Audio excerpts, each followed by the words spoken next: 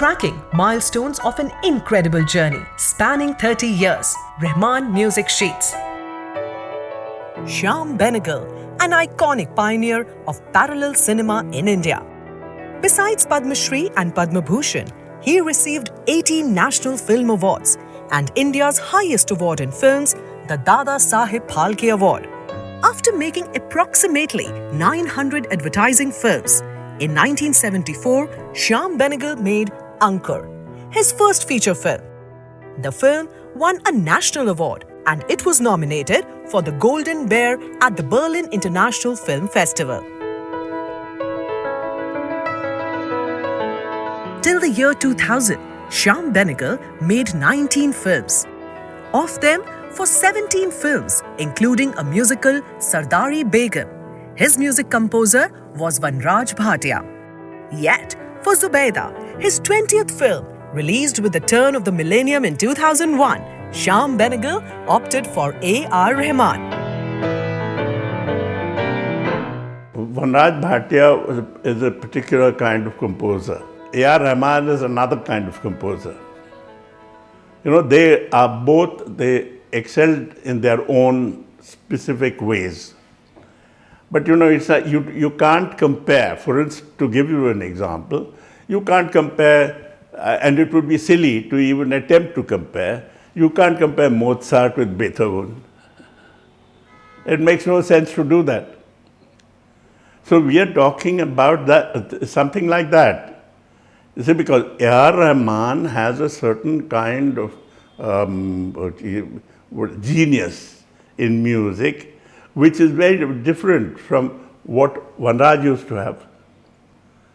Their musical universes, although they could recognize each other's musical universe, they were not the same. They're completely different. And the manner in which Rahman would work on the music, because see, Rahman's the method of using rhythms, melody, harmonies, were very different from the way Vanraj would do it. Because Vanraj's sense of rhythm, for instance, was never as strong as Rahman's was. And even melodies. You see, often what Vanraj did was that his melody was there, but sometimes it became difficult to discern the melody. Although it was always there.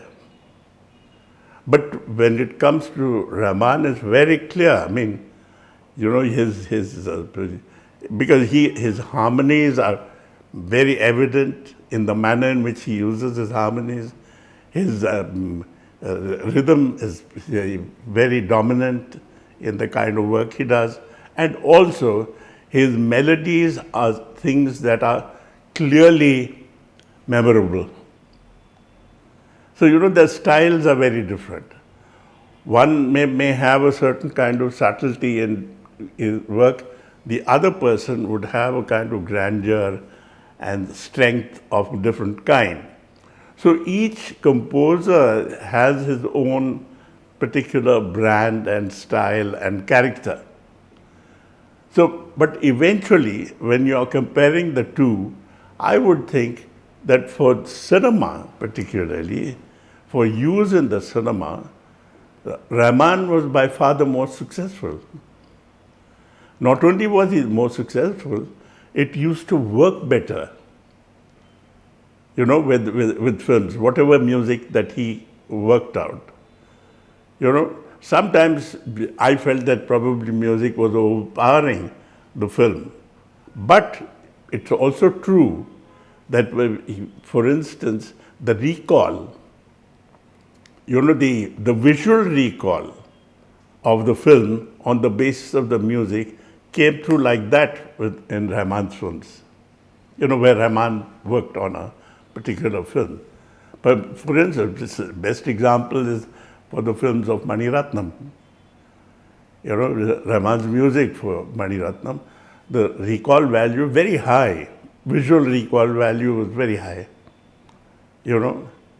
And and I think that is what was really made him so well known in the first place. You know, the fact that there was this original kind of composer, which his music had a stamp, and that stamp was also because it had such an excellent visual recall value, of what he had done for the film, apart from it being wonderful music on its own. Sir, I'm really surprised at how both of you work together, because you work during the day on a fixed schedule and Rahman is more of a night person. Did you have problems with that? No, I never had problems with that. As a matter of the only problem that I would have was that the fact was that he was kept so busy by so many people that to get time from him was the most difficult.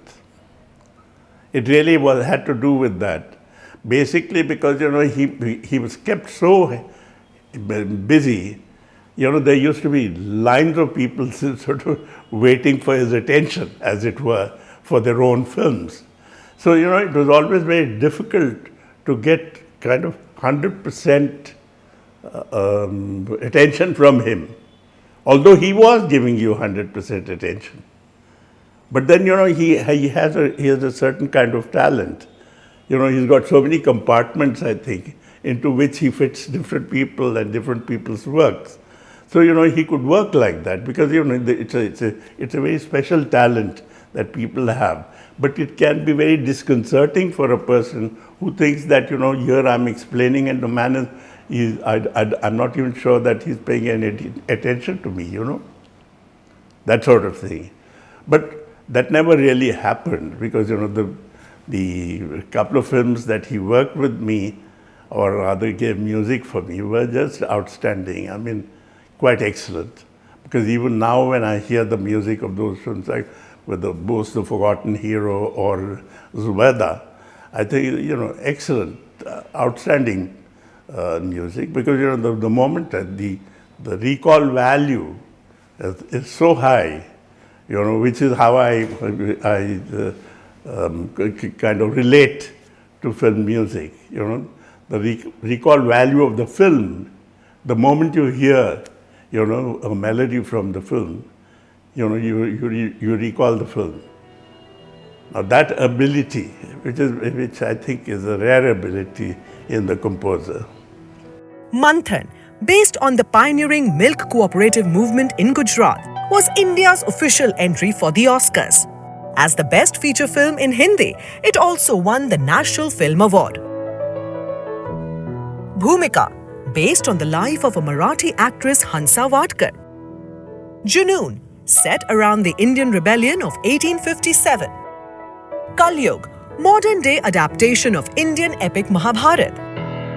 All three won Filmfare Award as Best Feature Films. Irrespective of the genre, periods or characters, music in Shyam Benegal's movies remained just a shading element, never overpowering the narrative. Over a period of time, as I was making films, I decided to give up on what one might call a background score in the conventional term. Because you see, when you give a background score, the background score is usually done to illustrate what is happening on the screen visually. Now, I did not want to do that. If I was going to use a background score, it would have to be either to complement what is happening visually, to complement, but that is what I'm not able, what I cannot see, but I'm indicating. So I use sound, that is even musical sound, to do that. In other words, you see, imagine two arcs of a circle. One arc is your visual arc. The other arc is your sound arc. So when you use music, music should be part of the sound arc. So that was the whole idea. And therefore, to use music not simply to strengthen what you have visually, but to complement it. Because after all, what you shoot visually should also be equally artistic. I want to create the environment of something. That environment will have many things in it.